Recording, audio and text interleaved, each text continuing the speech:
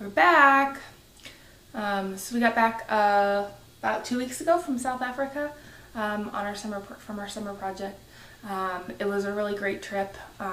We took 9 students with us and 5 staff, and yeah, just really neat to see the students growing in their faith and learning ministry skills and applying those while we were there. So the first week that we were there, we were in Mamelodi, which is a township just outside of Pretoria, which is the capital. Really cool, just rolling up into this park, which was kind of just like a big empty field, but they did have some turf soccer fields there, and just telling the kids like, hey, we're going to do a soccer camp.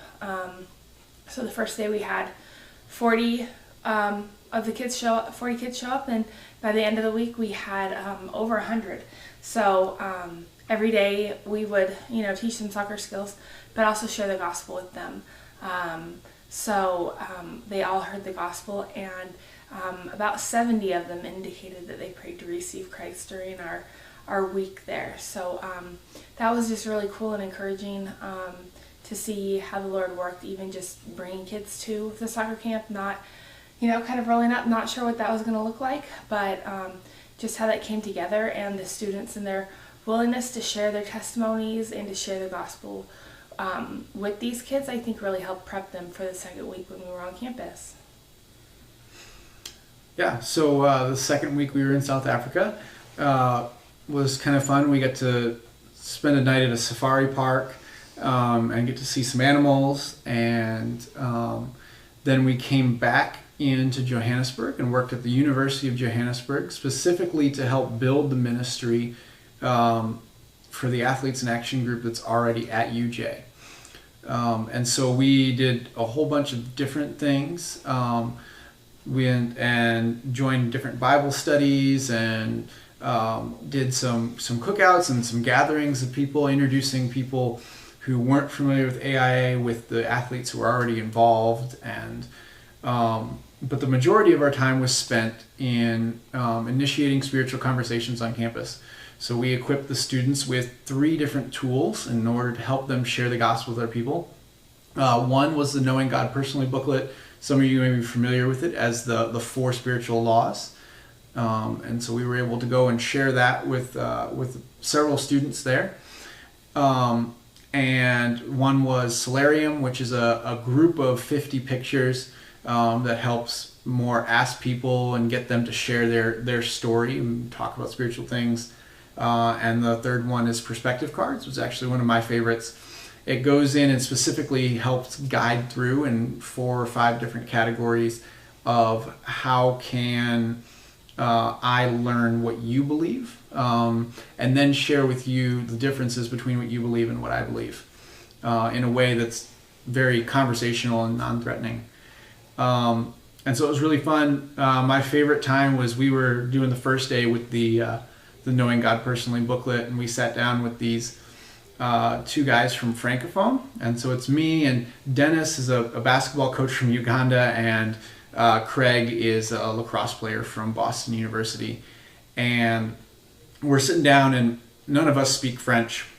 And these 2 guys mostly speak French and a little tiny bit of English. So the Knowing God Personally, actually you can pull it up on your phone through the God Tools app, and we can translate it to French. And so we did that, and we're talking with these guys with the French version, but there's still a communication block. So we decided, let's see if we can go get the Wi-Fi hotspot and use Google Translate to help our communication be better. So Dennis got up and went over to the girls' table to get the hotspot, and came back with Lauren, who was not the hotspot, but Lauren is a coxswain for the rowing team at Boston College, and she speaks French. And so what was my intention to take my 2 disciples with me to go and teach them how to share turned into Lauren, who was very scared and nervous about initiating spiritual conversations at random in a country she's never been in before. She found herself in her comfort zone speaking French with these 2 guys, and got to share the gospel. And one of them said he felt now more confident in his faith, and the other one accepted Christ for the first time.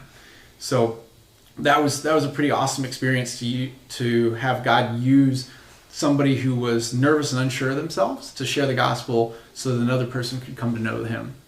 So yeah, that's South Africa. It was an encouraging trip. I want to say our just like some numbers from the trip. We shared the gospel with over 1,400 people, and I believe it was 97 prayed to receive Christ. Mm-hmm. So that was just, for a 2-week trip, even to have that kind of response and feedback. So prayer requests even coming back. Just pray for those people who even just had seeds planted in their lives, that those seeds would grow into a fruitful relationship with Christ. Also for the staff that's in the country there, they pray at 2:22 every day for new laborers. That lines up with Bible verses that. 2 Timothy 2:2. Okay, 2 Timothy 2:2, praying for laborers in the harvest. So they're praying for more laborers because, even the staff team that they have in UJ relative to, the ministry opportunity that they have is just a lot for them there. So if you want to join them in praying for laborers, we're looking forward to seeing this partnership with South Africa grow in the years to come. Thanks, everybody. We'll see you next time. Hey, everybody. We got some extra news for you this month in addition to normally what's going on with AIA and us. So the first thing is we bought a house, which we're standing out in front of right now. So it's a fixer-upper. So you can see a lot of debris here and stuff's all on the inside. But we're super excited. We got it for a really good deal and putting some sweat equity into it. Yes. And I'm getting to spend a lot of time with friends who are coming over and helping. And and so our second announcement, for those of you who didn't know, is Emily is pregnant. And we just found out this week that it's going to be a girl. Yay! So we're super excited. And that's it.